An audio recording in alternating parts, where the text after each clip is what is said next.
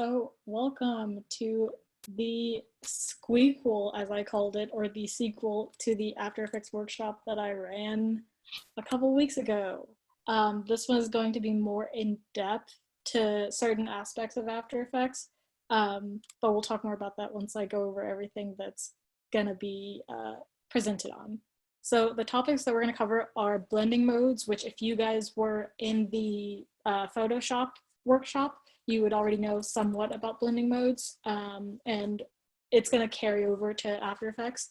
We'll also talk about masking and rotoscoping and the tools used for that, which are the pen tool and the Rotobrush. We're also going to talk about the color changing effects of After Effects, and we're also going to talk about time remapping, which is basically allowing your clips in After Effects to be reversed and sped up and slowed down and everything. Okay, so first we're going to start with a review of After Effects. So anyone who wasn't in the previous After Effects class will still generally know what's going on and what tools I'm talking about and everything. So we're going to go over the the default workspaces layouts.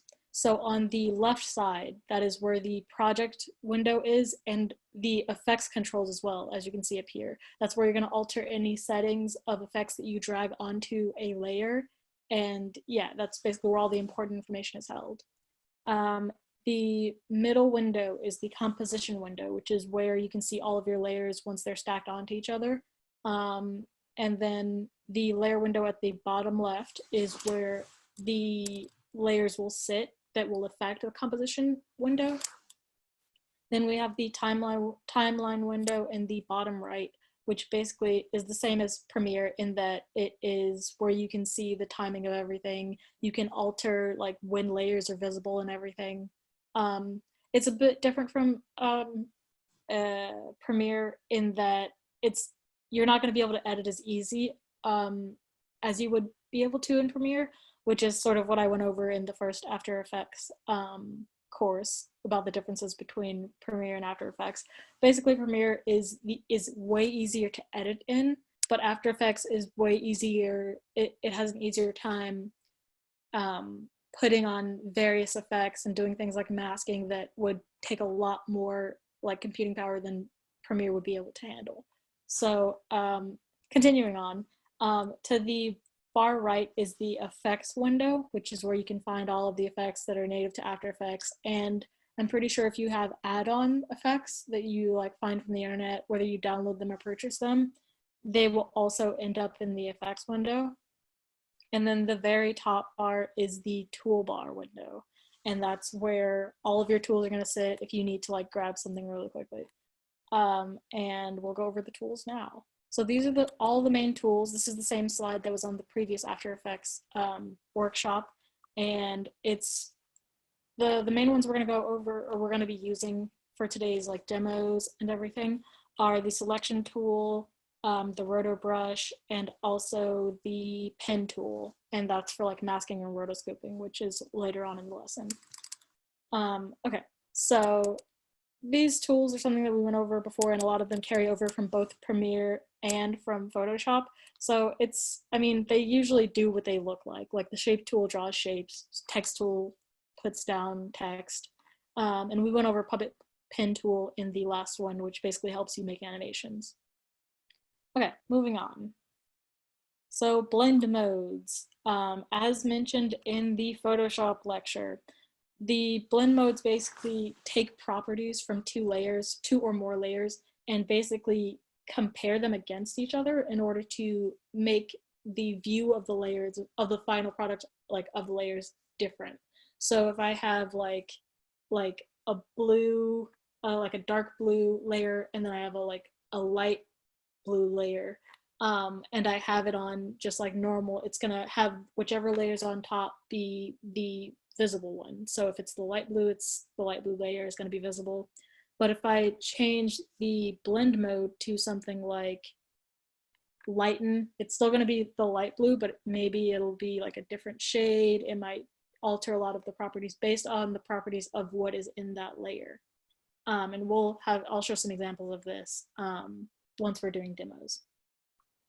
Okay, So now we're going to get into rotoscoping versus masking. And I'm pretty sure you guys have all heard those used interchangeably. And the best way that I can describe the difference between them is that not all masking is rotoscoping, but all rotoscoping is masking, technically speaking. And basically all rotoscoping and masking do is like cut a subject or an object or anything out of a frame, or out of a clip. Basically the main difference is that while they're used interchangeably, rotoscoping is used for more detailed selections. Like rotoscoping is able to like cut out individual hairs that it takes so much computing power that it's a lot harder on like your computer's like ability to process than say masking, which is like dropping points and everything. Okay, and while they're used interchangeably, as I have it listed here, film studios in general will ask for specific things. Like they may ask for a roto artist, or they may ask for someone who's just good at compositing, which will entail masking or rotoscoping. Basically, know how to do both generally, and then like if someone asks for something specific, just know that you're gonna have to like have an idea for it. So something like rotoscoping. If they ask for like you to rotoscope someone's like entire, like it's like a medium shot, they might need you to rotoscope the entire person's face, and you need to know how to pick up that person's hair so that they can be composited on another background. Yeah, just stuff like that. It's kind of specific, but if you're in a general position where you need to be a compositor, you're going to be doing both masking and rotoscoping, and just figuring out which one will be a better method for you, which I'm going to go over. Okay, for rotoscoping is usually like for more detailed things, like I mentioned before, how hair has to be cut out to make sure that whatever you're like, when you're compositing something onto a background, it doesn't look like really obviously fake. The more detailed you can cut something out, the less people are going to realize like, oh, that's someone against like a green screen, or like not even a green screen, but someone against a different background that you just pasted on there. Yeah. And it's usually done frame by frame if you have the time. You're able to skip with rotoscoping, especially in After Effects, but it's preferred to like not skip more than like 10 to 20 frames, because if the rotoscope like mask slips off, like if After Effects is trying to calculate the person's hair and it slips off because the person's hair doesn't have enough contrast between the background and the hair, it's going to slip off, and then that's going to affect all the future frames that the mask was applied to. And you're gonna have to go back to find the exact point when it slipped off, and then rotoscope that entire thing again, and then go forward from there. So it's better to just not skip lazily, because you'll lose a lot of important information. Okay, so the tools that are used in After Effects at least are the Rotobrush and the pen tool.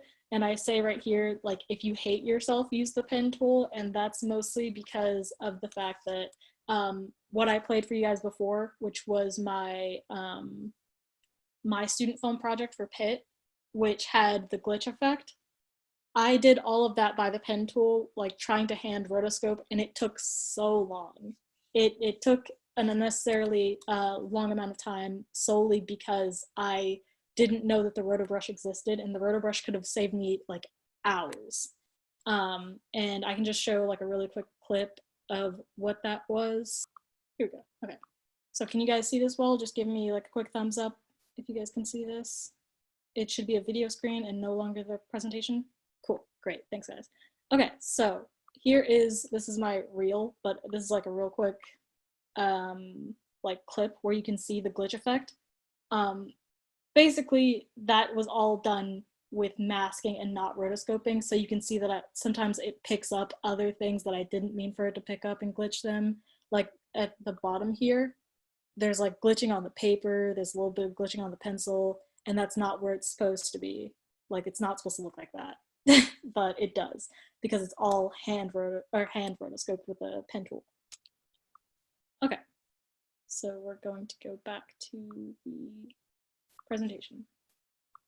Okay, so going back here, it's obviously like I'd say the trying to hand rotoscope with the pen tool is a lot more time consuming than with the Rotobrush. It's just the Rotobrush will take a lot of like processing power for After Effects to try to calculate every single pixel that needs to be cut out. Um, but yeah, it's more time consuming, but it's better for like detailed projects.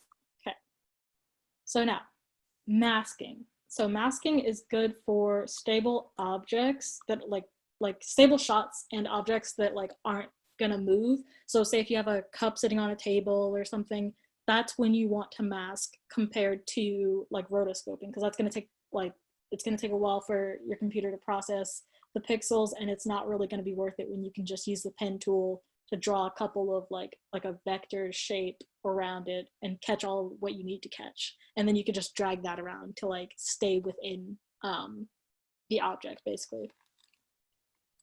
And masks can usually be, especially in stabilized clips, masks can be applied to large amounts of frames, so you can like skip around a lot as long as you know that your framing is stable. Like you can just leave it there. Like if you know that you set up a tripod and have the cup on the table and nothing's moving with the cup, you can just like pen tool around that and mask around it, and then that's like you're set for like the entirety of however long you want that clip to play out. Yeah, so as I stated before, the pen tool is the tool that's used for masking usually in After Effects. And yeah, as I said, dynamic rotos are possible with the pen tool, but it's like really you should probably just go with the Rotobrush because it'll save you a lot of time and like headache of you trying to fix the same like point, and maybe you didn't keyframe that point, so now it's like messed up. It's a lot. Yeah, and a tip that I have for if you're gonna try to do like hand rotoing around a person, break down the complex shapes. Like in an arm, you could break this down into this forearm part. You can break the hand down and the hand down into fingers and everything, just so you like you know that you don't have to like if this part isn't moving but the fingers are, all you have to do is just like leave the base shape here and just edit around those fingers, and that's all you have to keyframe. Um, yeah, that's just a tip from someone who didn't do that and had to go through that entire process of moving the entire shape every single time. Okay, so, okay, rotoscoping for visual effects, which is like kind of what most rotoscoping is used for, unless you're trying to like do like Game of Thrones where they had to erase that cup that was in there or the bottle of water, and also they forgot to erase the trucks behind it. But yeah, so rotoscoping was most like rotoscoping or keying, I mean not keying, rotoscoping or masking was probably used for that because they probably did have a clean slate, which is a clean slate is like if is like the base background with nothing on it. And a clean slate is kind of necessary for rotoscoping if you're going to use the same background and you're just trying to remove something that wasn't supposed to be there in the case of Game of Thrones. But yeah, that's, I'm getting ahead of myself. Anyways, rotoscoping is basically masking out an actor or element of a clip or a film with the intention of altering them in post-production. Basically, once you have something rotoscoped out, you can change the color of it, you can alter different properties, you can like blur it, you can do a whole lot of stuff. But yeah, and it's, as I said before, usually frame by frame, but yep, it's, most films are over 100,000 frames, and that takes a lot. Most rotoscoping artists aren't really paid that much because it's like, it's tough work, but it's like menial, like moving points and stuff. So they don't get paid that much, but it's high intensity work of you like just sitting there for hours looking at every single frame to ensure that you rotoscoped it correctly. And compared to keying, keying is more used in shots like to get rid of backgrounds and stuff, but you still have to usually rotoscope. Like for example, this, I think this is like an Iron Man shot. Is this? Yeah, this is an Iron Man shot. So this Iron Man shot, they would be able to key out the background, which is all green screen, but they would still have to rotoscope around, I think that's Pepper's hair. I don't know what her actress's name is, but they would still have to rotoscope around her to get rid of the actual like dolly that she's leaning back on. So green screen / keying can only go so far. Same with Wonder Woman, because they also have to remove the wires. These wires are surrounded by green, but if they weren't, you still have to do wire removal as rotoscoping or compositing. Yeah, and also this bottom, oh, and when you used to have to rotoscope things onto screens, it's work. It's not fun all the time, but yeah. And okay, so the bottom left picture is someone who had a clean plate, basically, of like the floor that they were working on. But as you can see in the original shot, they have all these, they have shadows and everything. They have like a whole bunch of different stuff that they had to remove through rotoscoping around the actor, having like a clean plate with nothing on it. And having that clean plate allowed them to put the actor back into the scene without having all this equipment or whatever this is on there. And for the example right here, I'm just running through a few examples so that you guys can know the different uses as opposed to keying.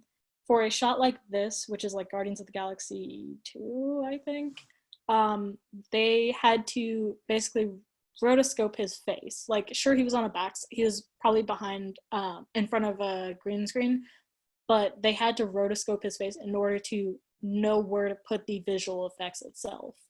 So it's useful for a lot of things.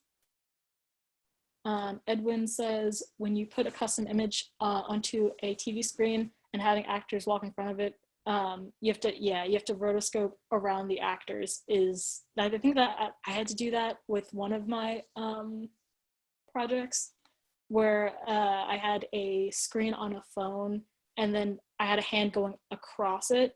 So I had to, once I did a screen replacement, I also had to rotoscope around the person's fingers to make sure that the screen, like, that it was still displaying the image that I wanted, despite the actor's hand being over it. So yeah, rotoscoping is really useful. So, okay.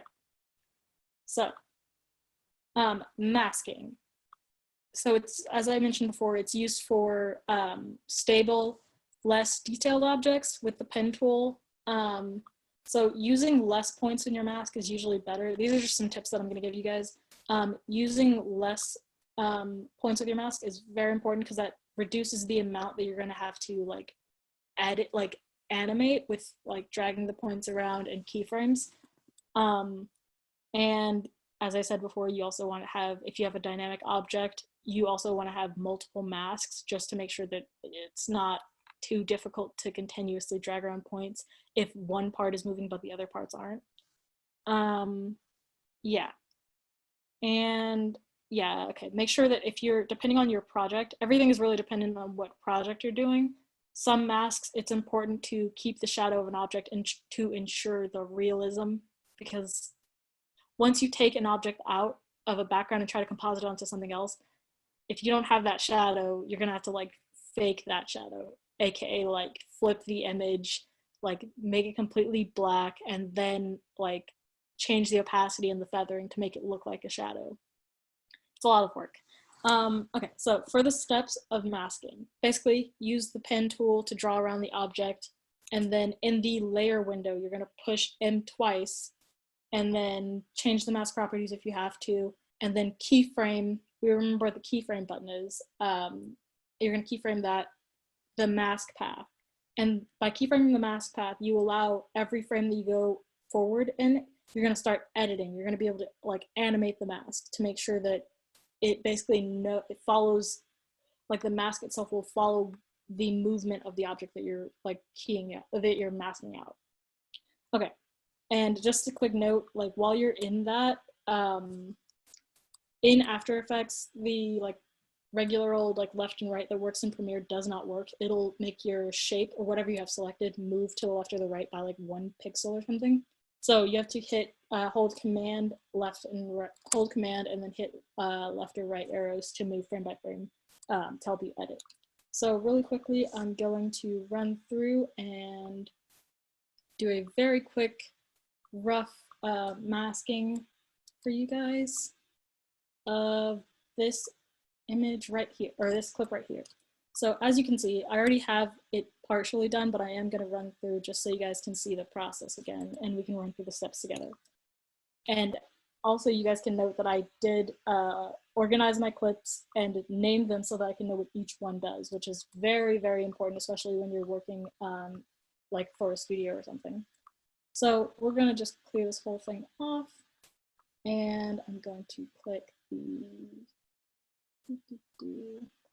pen tool and then begin masking. So selected the pen tool, and then I will begin drawing points around the object. I'm going to make it so it's a brighter color, and that's not where I want to put that point, but as you guys can see, we're drawing points around the object. I could make this one a lot easier on myself and have a few points.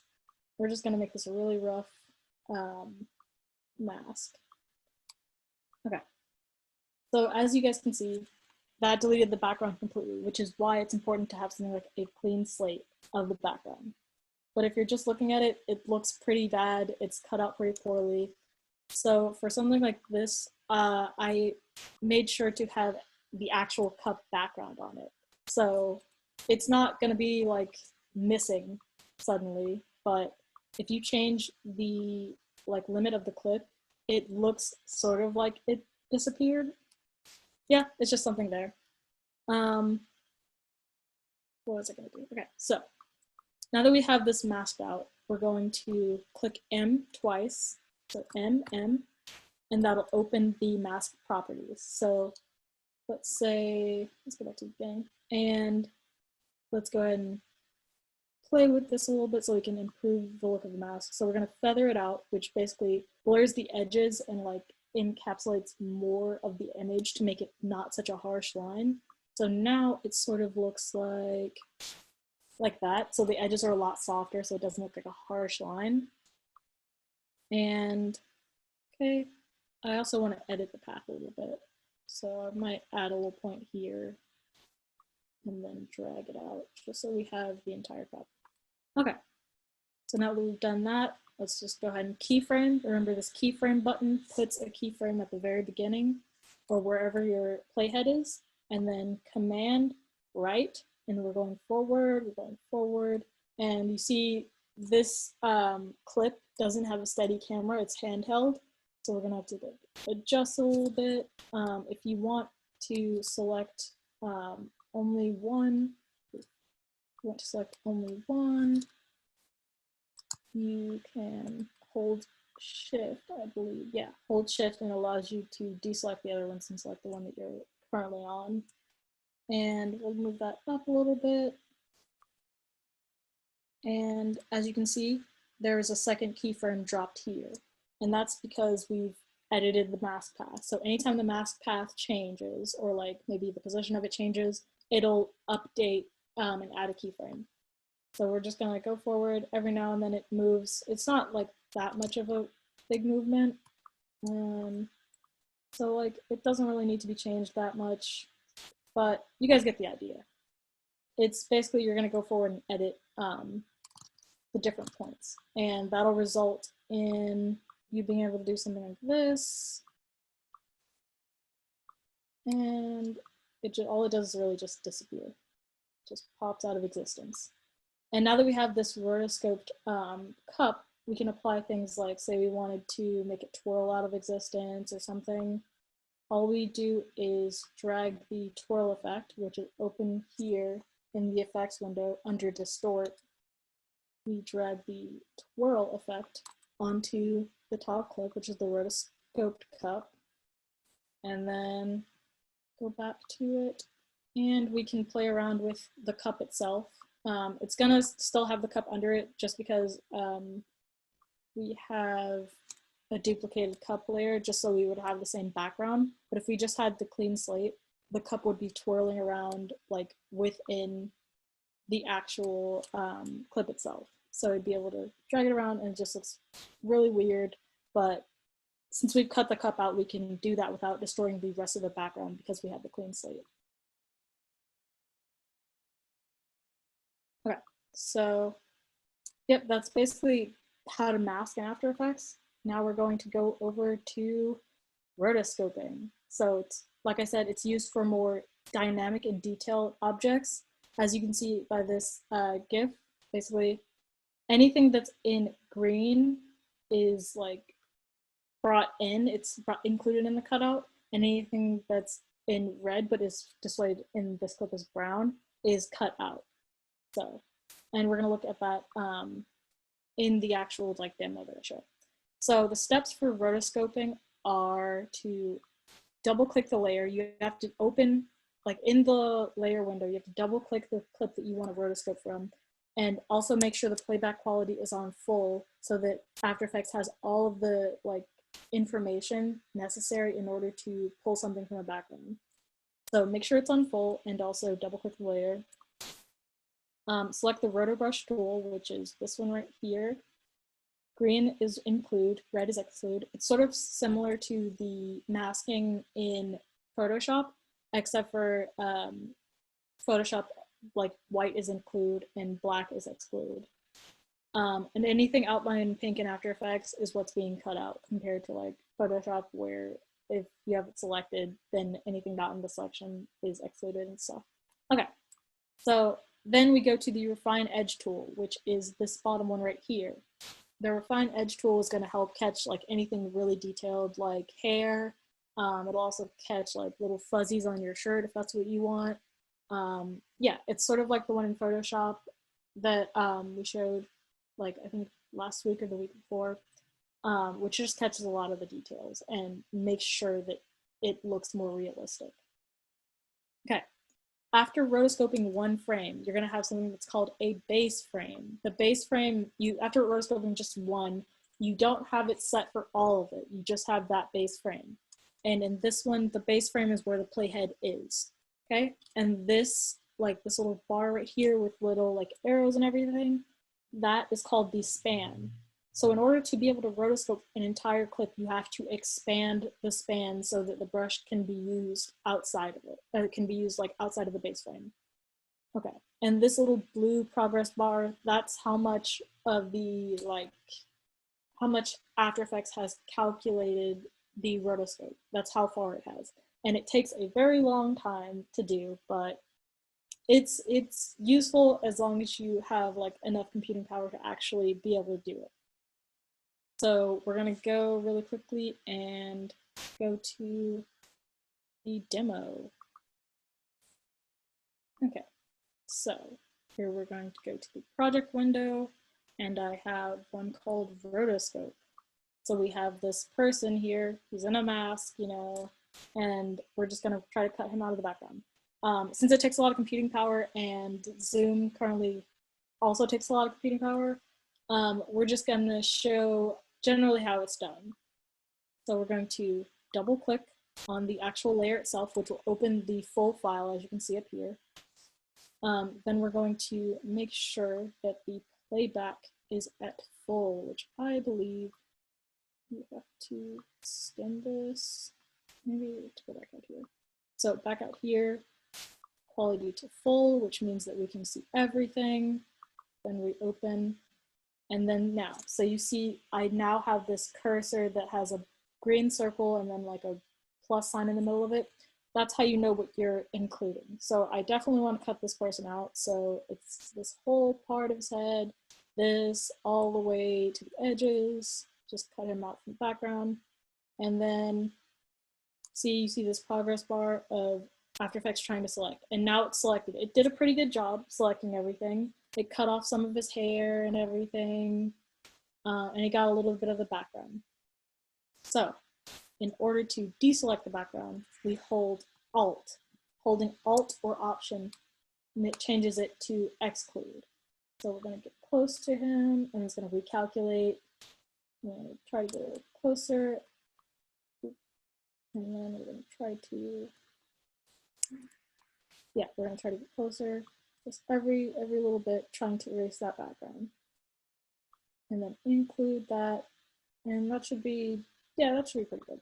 Okay, so now that we have him selected, and he's not exactly selected with the background and everything, but we're still missing out on the hair. Now we're going to change over to the Refine Edge tool. And this Refine Edge tool makes the cursor blue. It's now like a bluish purple like cursor with plus sign in the middle. And we're just gonna go along the edges here. And by going along the edges, you're gonna see that After Effects is going to like change the look of it a little bit at the edges, just to make sure that it's selecting the right thing. So let's see, after it calculates, and this might take a little bit because it is trying to get every single hair. But this is what I was talking about, that oh, I didn't take the that picture or that video of the coffee cup. It's actually stock footage that I pulled from Pexels, which is a good stock footage site if you guys want to play around with clips that you don't have your own clips, so you want to play around with some. It's a great site. Okay, so as you can see, it picked up a lot of the detail of the hair, but it also picked up some of the background. So we're going to hold Alt and drag around that to make sure that we don't get that background. Okay, but that's gonna take a while. Basically, and if you guys like look at this once it's done, he will be pulled from the background completely, hair included, which is like, it just takes a lot of computing power, so we're not gonna do it while we're doing the workshop itself, but feel free to play around with it. Okay, so once you would be done rotoscoping and going through, and you've expanded the span and gone across everything to make sure that he's cut out completely, you would freeze that. This little freeze button at the bottom, as you can see, it's processing and everything. Basically that freeze button is going to try to like stop you from being able to edit the mask. It's basically going to ensure that you can't edit the mask, and the mask is going to like stay regardless. And by freezing that mask, you can come out of the rotoscoping like brush window, and you can basically edit the properties of it. So if I wanted to, I could like change the feathering of the mask, make it like more blurred at the edges. I could smooth the mask. I could reduce chatter. There's a whole lot of different properties once you're done and you've frozen the actual mask itself. But you have to make sure that you're 100% satisfied with the mask before you freeze it. Okay, and we're going to go back to the PowerPoint window. Okay, so next slide. So here are some notes on rotoscoping and cutting things out. So what you guys just saw at the edges was called an alpha view of the image. And like in Photoshop, the white parts are what's included and the black parts are what is excluded. So as you can see, like things like hair, it's like kind of like grayish, and that keeps some of the transparency so that when you put it in a different background, after you've kind of cut it out, if you put it on a different background, it's going to take a little bit from the background to make it look more realistic than just having like a full like white like hair that just like took all the properties from whatever background you're removing it from. So it helps blend images basically. Okay, so you don't have to go frame by frame with masking. You can, with rotoscoping, you can jump like 10, 20, like I said, but you have to make sure that the mask doesn't slip if you're going to jump around. It's like kind of important to make sure that it doesn't slip off, because if you aren't paying attention and it slipped off at some point, you're gonna have to go back and go frame by frame to make sure to see where the actual mask itself slipped off and to make the changes to the mask to fix that. And then you're gonna have to go back, you're gonna lose all your previous progress and you're gonna have to go back and like check it. It's a underappreciated job, but it's like, yeah, it's a good one. Okay, so here at the bottom, we have different views that were available to us while we were rotoscoping. We have the alpha view, which is this view up here. We have an outlined view, which is what After Effects was showing us before. And then we have a red background view, which will show everything that you've cut out like in normal colors, but the background will have like a reddish overlay on it. And that'll just, basically these are different views that'll help you determine if you've fully cut something out or not. Okay, so, okay, yes, and I think that's all I want to say about rotoscoping. So now we're going to move over to color changing. So color changing in After Effects, there are a million ways to do color changing, which is somewhat like all After Effects effects. There are like hundreds of different ways of doing it. I see I have a question from Paul. Hi, Paul. Which would you say is best or better to use? So going back to the previous slide, so it's all dependent on the project that you're working on. So something like if you just want to cut out this cat and you're just like doing it really fast and you don't really care about like the quality of it, I guess, you can do this. But if you want like, maybe you want the cat's fur and everything and you want the little shadow that it makes and everything, I would say that rotobrushing is probably better. And this is just like pen tool masking right here. Yeah, so masking is used for a stable, less detail. Oh, out of the different views, sorry. Okay, so for the out of the different views, I usually use, well, when I'm doing it in Photoshop, if I'm doing it in Photoshop, I would like the alpha view. And in After Effects, I'd probably pop in and out of alpha and just regular outlined. I've never personally used the red background, but I mean, it's useful when you can find a situation that you need it in, I guess. Everyone is useful, but I mostly like the alpha and the outline. Yeah, but it's all, once again, dependent on your project. And we'll see some, well, it's not problems with the alpha in a bit, but like, it's all dependent. Okay, so continuing on, color changing. So since there were like hundreds of different ways of doing color changing in After Effects, I'm just going to split them into like two basic groups. So steps for general like color changing. So if you want to make a tint to your film or something, or to your clip, but you want all of everything to have the same tint. So that's one section that I'm going to talk about. And the other one is for selective color changing. So this can include like, I just want to change the color red to blue, everything red just become blue in my shot. Or I just want like this rotoscope person to like have like a blue tint because they're supposed to be an alien or something. Those sort of things are what I would call selective color changing. Okay, so for the general overlay, I'm gonna go over this real quick, but right click the layer window in a blank space and add a solid. You can either right click in a blank space or you can go up to the top, and I think you have the option to create new, and then you'll just go into it and click solid.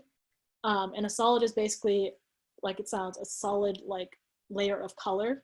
And then once you have that solid in whatever color you want it to be in, you can click this like little symbol. It'll be at the bottom left corner of After Effects, and you just choose which blend mode you want to put it in, and you can play with the opacity after you choose the blend mode that you want. And each blend mode, like I said before, has different, like takes different properties into consideration when affecting the image.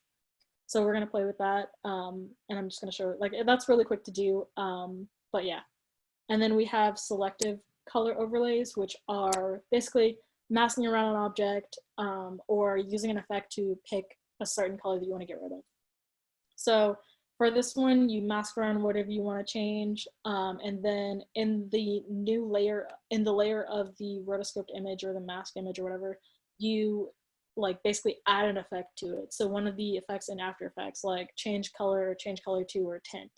And that's how you basically change it. But for these, make sure that you have an uncolored background, like so you duplicate it and then you mask out and add the effects, just so you have an uncolored background that allows you to maintain the color of the background or everything else that you don't want to recolor, so it maintains that color. Yeah, so I'm just gonna really quickly run through this and show you guys. We'll show you the general. I'm going to go into the clip that we just worked with and just show you. Let's get rid of the twirl on that in the effects control window, which is on the left. So we'll get rid of the twirl, and instead we will apply an effect to it. So there are different categories of effects in After Effects, and I just want to see the color correction effects. So as we can see, currently we have coffee in the cup. So let's say that I don't like there's coffee in the cup and I want to have like a purplish liquid. We're going to go to, I think, hue and saturation. There we go. Hue and saturation, drag that onto the layer that we want it to affect, and we're gonna play with the hue of it. So that's gonna make it look green, and I'll zoom in a little bit so you guys can see better. So that's gonna make it green, but I want like purple. So we're just gonna drag it around. There we go. Now we have our purple drink. If it was like a more colorful and like if the mug had been a different color, it would change the color of everything completely.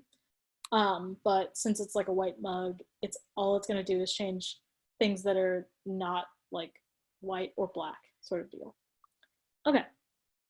And because we didn't like drag since we cut everything out and had an uncolored background, that makes sure that basically like we're not going to affect the background at all, and it's just the cup that's going to change colors. And so say if I mess that up and I tried to do that to the layer that has everything selected. So this is called cup background, and that has everything selected. So if I just drop this on here, everything now has like a purple tint to anything that had like actual hue and stuff to it. Okay, and that's not what we usually want.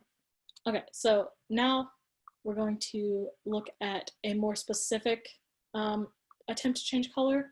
And so say we have this cute little clip of a couple kids just jumping around, just being kids, sure. They're jumping around and we're like, I don't really like how bright yellow that jacket is, so we're going to alter that.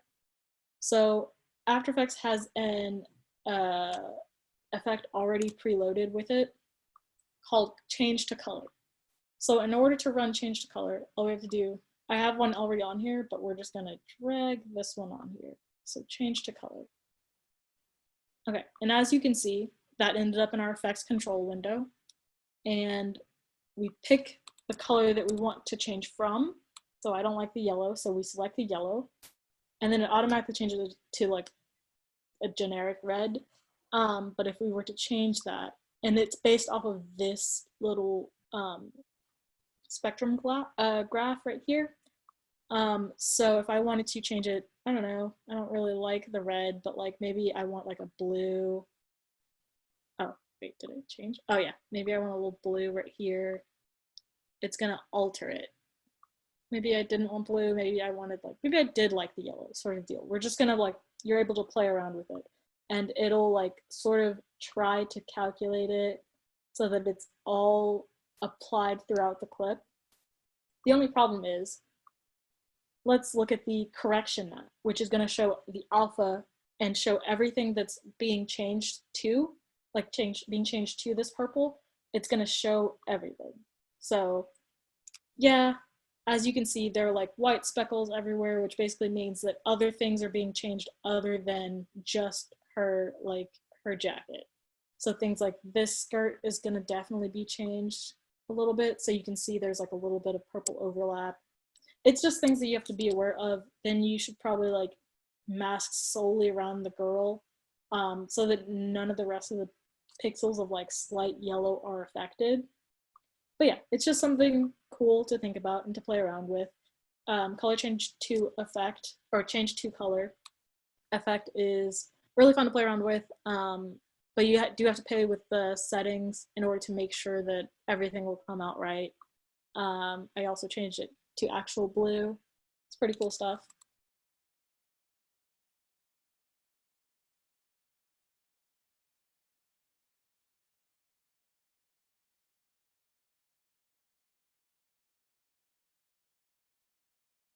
So those were the two basic ways. I guess I can also show you guys the different blend mode part of it. So we'll go back to this.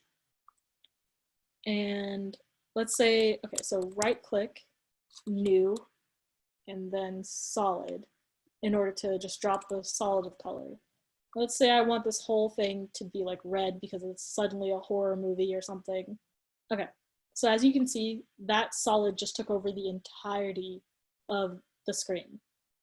But if we change the blend mode, like we click this button here and open up the blend mode, ability to view the blend mode, and I just changed it to, let's say I wanted it to change anything that's like lighter than it to red, I'll go to overlay. So everything now has like an overlaid like color of red to it, but maybe I want just like the darker parts to be red, or the parts that are like, yeah, I mean, yeah, it's kind of hard to explain blend modes, but basically just play around with them to figure out what each one does. Each section does something different, as we saw in the graphic, darken and everything. Yeah, so that's basically color changing in a nutshell. It's fun to play around with, but you have to be very selective when you're using it because it may not look the way you intend it to. Okay, so we're going to move on. Oh, these are the steps to the color changing one. Basically what we had already gone over. Select the layer, drop the effect, choose the colors to choose from. Yeah, and I also explained the different settings in here. I can also run through them really quickly. So the tolerance is basically going to help differentiate what is going to be considered the original color or not, and upping the tolerance will like accept like a wider range of colors than would be originally be selected. So if I change the tolerance from just the yellow of her shirt, if I up to the tolerance, it would probably select like any reflections of yellow in her cheek. It would select his entire like shirt and everything. It's just like playing around the settings until you get the result that you're looking for. Okay, yeah. All the rest of those are like sort of self-explanatory. Yeah. Okay, let's move on to time remapping, which basically is like altering the order of time frames, I guess would be a good way to put it. The order and placement of time frame or of like keyframes in a sequence in order to alter the way that the sequence plays is the best way that I can explain that. So in order to enable timer mapping, you go into, okay, you select the layer that you want to actually enable timer mapping on. You right click the layer itself to find the time menu option, and then you click enable timer mapping. But there are other options that we're just going to go through real quick, which is enable timer mapping, which allows you to do a whole bunch of different stuff. Time reverse, which just plays the entire like layers clip in reverse, which you may or may not want. Time stretch, which will slow down or speed up the clip itself, and depending on the setting that you put it on. And you have a freeze frame, which will just transform the entire clip into a single frame, like literally a single image. Basically, enable timer mapping allows you to do all of this, which is why and it allows you to be selective about different sections that you choose to put the effect on.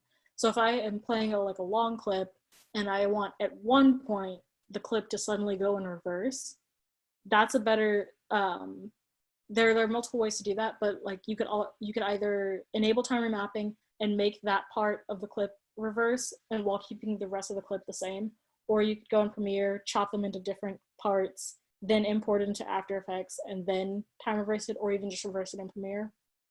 That's also an option. But yeah. Okay, so timer mapping. So we're gonna look at speeding up first. So as you can see, we have a little GIF from Jumanji. There's no way that The Rock like swung at Kevin Hart that quickly. So the reason why it looks like he did is because it was sped up. That section was sped up right before the punch in order to make it look more violent and quick. Like it emphasizes the movement. So they have to speed up that part of the clip to make it look like an actual punch. So for After Effects, we're just basically really quickly going to go over how to do that. So we have the same beginning, enable time remapping to gain access to the keyframes of the video. And by enable time remapping, it's going to drop 2 frames, one at the beginning, or drop 2 keyframes. It's going to drop one at the beginning of the clip and one at the end of the clip to signify the beginning and end of the entire clip itself. Okay, so in order to speed up a section of a clip, you want to drop keyframes, like create new keyframes at the points that you want to speed up. So in this case, we would put a keyframe like right before the rock starts his swing, and put another keyframe after the rock ends his swing in order to have a section that we plan to speed up. So after we have those keyframes dropped, you would select the section ending keyframe and the end of the clip keyframe and move them closer to the section start keyframe. And that basically condenses the time between the time like within the section in order to like make it look faster. And we're going to show this in the demo, so but I just wanted to go over it really quickly so you guys would have a general understanding of what's actually going on.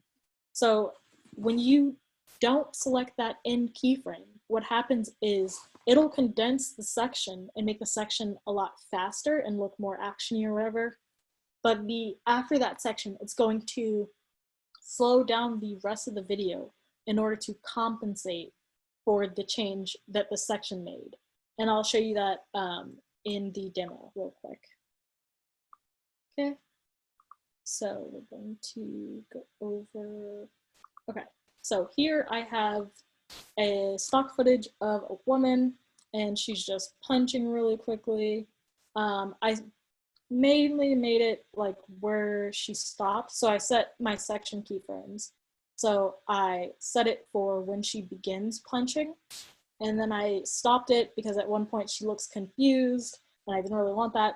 So we'll have it end before she looks confused so that we can like speed up her actual like punching, which is what we want. Okay, so as I said before, we have this selected and then we select both the section end keyframes. So this one is the beginning of the clip keyframe. This one is the section beginning. This is the section end, and this is the end of clip keyframe. So we're going to select both the section end and also the end of the clip keyframe, and we're going to drag them forward. And as you can see, it's like starting to make her punch a little faster. So let's take a look at what the result of that would be.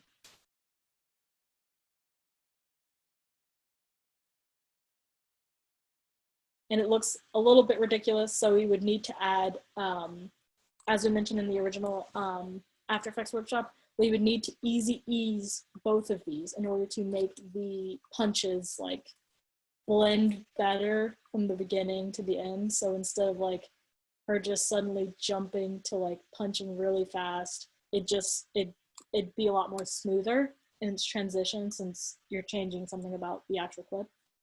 Now let's look at what would happen if we didn't drag the end clip or the end keyframe. So we go from punching fast to suddenly once it hits this, let me just drag this. So punching fast, and then it would suddenly slow down a lot. It looks like she's going in slow motion compared to how it actually is supposed to look. So this is the original speed of the punches.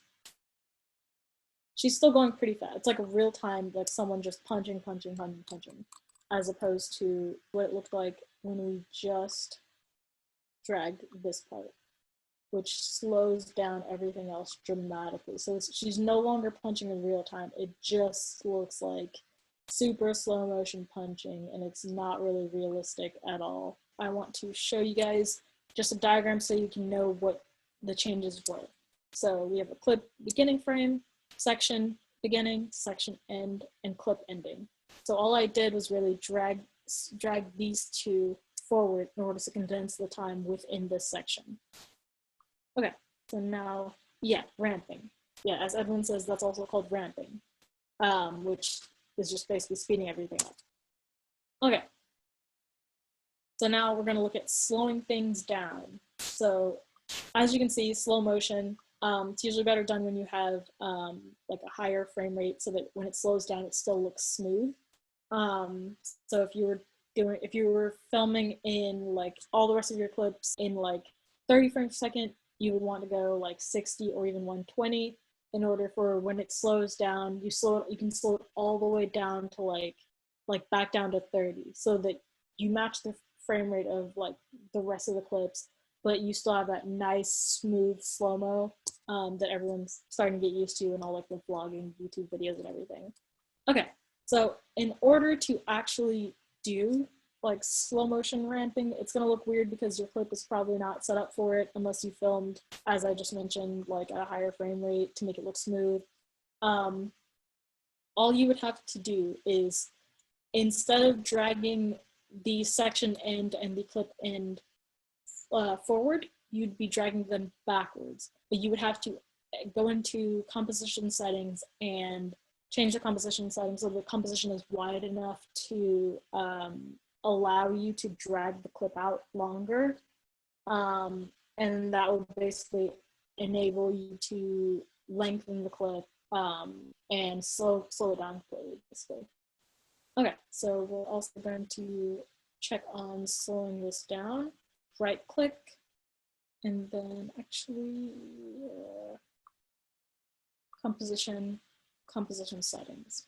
Okay, so editing the composition settings, there's a whole lot of information here. All we really want to do is we want to change the duration of the composition, which is basically how long the timeline is. We're going to change it to, let's say 20 instead of 13. And now we can zoom out and we have more space. So we're going to select the section end and the clip end and drag them out. We'll drag it out pretty far just so we have like a lot of changes. And then we're going to match the clip end to the clip end keyframe. And now our punching is going to be even slower than it was before. As you guys can see, it looks pretty like jerky and jittery and not like normal smooth slow motion because it's trying to add more frames where there aren't frames. Okay, and Edwin clarified, ramping is the curve from full speed to adjusted speed and back again. So we're going to go back here to the presentation, and we're going to cover the last thing that we can do with time remapping, which is playing a clip in reverse or playing a section clip in reverse, which is basically, it's going to be like similar to what we've just done, but it's a little complicated, which is where the diagrams are going to come in handy with explaining what you have to do to reverse a section within a clip. So it starts off just like the other ones did: enable time remapping, placing the keyframes in the section that you want to make the changes, but then you have to add multiple keyframes, which is why we're going to go over it. Okay, so it looks crazy here, but okay, we'll go through it. So we have our beginning keyframe and our ending keyframe. And then after that, we have our section beginning and our section end. And then what we do is we add where we want the reverse, like the reversing of the clip to begin is, say I put it at 4 seconds, and after this, everything after this I want to be reversed. So then we add a reverse reference point, which is like sort of where it's gonna end up when it's reversing. So I would drag the reverse reference point to behind the start point of the actual reversed part itself. And basically it's gonna make everything after the start point reversed up until this point here. And everything between the reverse reference point and the section end is gonna like quickly go back to normal playthrough. It's really complicated to explain, but you'll see once I show it. Here I have a cute little like dog running. So we're gonna really quickly clear all these keyframes just so we have the original ones. So first step is to establish where we want our dog to suddenly go backwards. Right now he's just running straight toward his owner. It's taking a lot of power for After Effects to run this, but what we're gonna do is drop a keyframe where we want the section to begin, which, if you guys remember, section keyframes or keyframes are over here. So you drop your keyframe with the middle one, and then we'll drop our ending keyframe, which is going to be the middle one as well. So then we will say, maybe I want it to reverse before maybe it gets to its owner or something, like right here. Maybe I want it to reverse right here. I don't want the dog to get to the owner yet. It's not dramatic enough, so I'll stop it from doing that. So here I'll drop the reverse start point. And then maybe I want it to reverse all the way back to right before the section, or right at the section's beginning. So I will drop another keyframe. So this is where it's going to reverse all the way back to. Now what I do is I drag the reference point in front of or to the right of the start point of the reverse itself. And then this individual section right here will be reversed. Now it takes a long time for After Effects to like process reversals, but I have an example pulled up that I can show you guys.